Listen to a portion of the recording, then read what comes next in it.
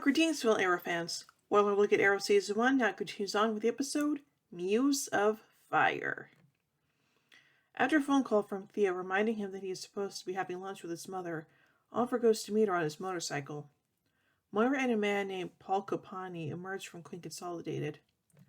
Paul wants Moira to go over a building contract, but she doesn't want to do business with him. Suddenly another motorcycle drives up on the sidewalk and the rider shoots Paul several times in the chest with an automatic gun. After checking that Moira wasn't hit, Oliver chases the motorcyclist on foot and is almost able to catch up with him or her before a passing truck interferes and the shooter escapes cleanly. Moira hit her head during the event and is treated at the hospital by Dr. Lamb for a concussion. Thea has been able to reach Walter by phone. In the hospital hallway, Thea doesn't seem to believe that Oliver left their mother to get the number of the killer's license plate. Sergeant Quentin Lance and Detective Lucas Hilton arrive at the hospital soon after, and Oliver tells him that he wants his mother to get some security, but Quentin doesn't think it's necessary since the guy she was talking to was mob-connected, and he is certain that Paul must have been the target. Tommy drops by to visit Laurel with Japanese food. He wants to ask her out on proper date sometime in the near future, and they discuss the on-again, off-again nature of their relationship. While Oliver trains at the hideout, John suggests they take some time off, given the recent events. Oliver tells John that Paul worked for a man named Frank Bertinelli. Publicly, Frank is CEO of a major construction company, but he is a major player in the Sterling City Mafia, and Paul is the third associate to fall to this assassin's bullets. Oliver wants to go undercover and get close to Frank to figure out what is going on. He says he thinks his sister is right to think he's not being honest, as he can't tell them he's fast enough to nearly catch a motorcycle on foot. His goal now is to protect his family. We see the motorcycle driver arrive at a garage and removes the helmet, revealing a dark-haired woman, the Huntress. She draws the next to a photo of Paul on a corkboard full of photos and smiles. Thea is preparing to leave Queen Manor for a night on the town. Oliver tells her he will not be able to relieve her as previously planned, as something important has come up. As Thea is expressing her annoyance, Tommy drops by to ask about Moira. He also tells him about dating Laurel. Oliver wishes the best for both of them. Oliver drops by the Bertinelli estate where Frank introduces his Capor regime, Nick Salvati, and as they go to have a drink and discuss business, Oliver spots the woman motorcyclist at the top of the stairs. During a girls' night with Moira, he expresses displeasure at Oliver's recent behavior. Moira suggests that they give him the benefit of the doubt. Spending 5 years apart from civilization probably changed him. They should try to accept him for who he is now. Frank says he wants the building contract for Queen Consolidated Applied Sciences Division as Nick leaves to take a phone call. Moira had obviously been telling him no, but Oliver says he's leaning the other way. The Huntress walks into the room and introduces Frank's daughter, Helena. Frank needs to leave for a quick meeting. He has a phone call with Nick and asks Helena to take Oliver out for dinner. She's reluctant, briefly accusing her father of pimping out her own daughter, and calling Oliver the rich man's Lindsay Lohan. But after being reminded that the family business is dying, she ultimately agrees. Frank and Nick meet with the Chinese triad's Red Pole enforcer, Jishan, with China White serving as his interpreter.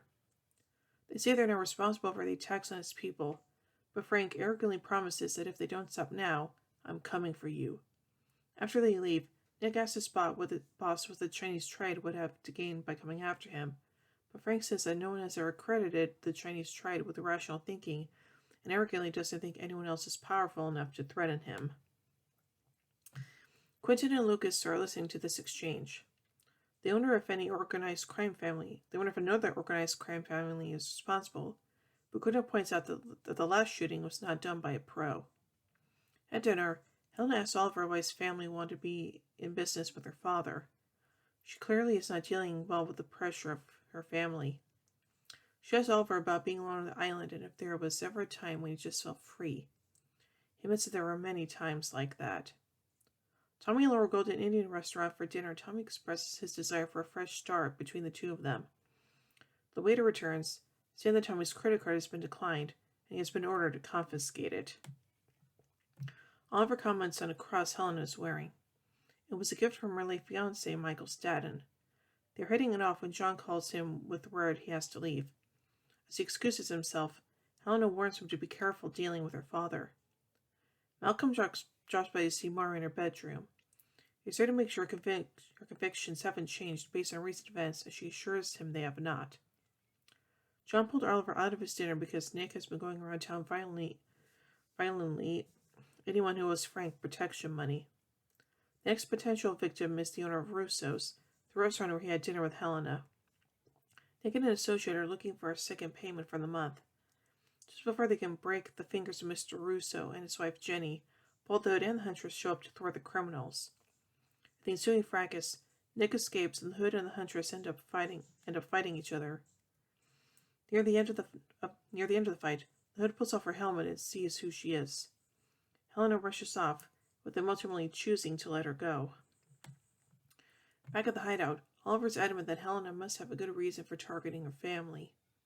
John isn't interested in her reasons, just that she's a killer, who will start a mob war if she isn't stopped. Oliver insists he knows what he's doing, but John doesn't believe him. Looking through security footage of the night of the fight, Quentin and his CSU technician spot Oliver having dinner with Helena. He drives by Queen Manor and tells him to stay away from Helena. Quentin thinks he's repaying Oliver for almost getting him killed a few weeks back. Tommy visits his father and demands to know why he's been cut off.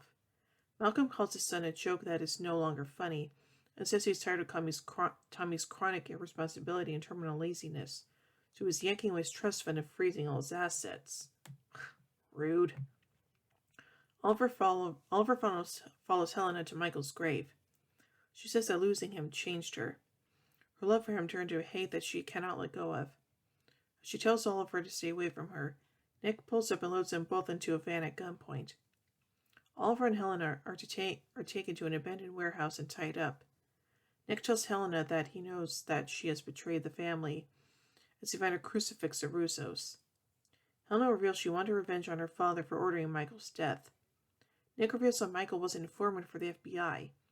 He found his laptop with evidence that would have destroyed the family if the feds had gotten hold of it. Helena says it was her laptop and denounces her father as a monster. Nick taunts her by revealing that he shot Michael in the heart, his personal calling card, and now he will kill her the same way. Before he can pull the trigger, Oliver breaks free of his restraints and tackles Nick. When Nick staggers to his feet, his goons attack Oliver. Helena breaks free of her own restraints and savagely attacks Nick. As Oliver disposes of his opponents, Nick tells Helena that she will burn in hell for what she has done, and Helena tells him that it will be worth it, before snapping his neck. When Oliver looks at her questioningly, she replies, "I didn't have a choice, Oliver. No one can know my secret." Quentin and Lucas review security footage of the fight. Both of them have ruled out the Hood as a suspect, but Quentin is concerned that Frank will think the Triad was behind the killings of Nick and his thugs and start World War III. Tommy goes to see Laura and tells her that all of his assets has been frozen, and he has consequently lost his car and his apartment. She thinks he'll be fine. Walter arrives in town and shows up at Moira's side. He says he's there because he misses her. Thea apologizes to Oliver for chewing him out of the hospital, saying she's just worried about him. She understands the needs for secrets, but he needs to find someone he can share them with. Oliver sneaks in Helena's apartment. She's figured out that he's the Hood after seeing his fighting style. He tells her that what she's doing is revenge rather than justice. She thinks they're the same. He disagrees, but they both feel relieved to finally be able to open up to somebody. Oliver and Helena share a long, deep kiss. Ooh. So anyway, let's look at some trivia surrounding this episode. This is the first episode not to feature flashbacks of Oliver on the island. After Helena kills Nick, she says, "No one can know my secret." This parallels a quote in the pilot, in which Oliver tells one of his kidnappers, and before doing so says, "No one can know my secret. Nobody can know my secret." And now finally, let's look at some goofs. Multiple times in this episode, several people mentioned that Oliver left Moira alone in the street after she was injured. This is clearly not true at all, seeing as there are several people around when Oliver runs over, and he clearly tells one of the bystanders to call 911. So I think this is a pretty darn good episode, and it introduces the Huntress, who was one of who's a very popular DC character in her own right. So yeah.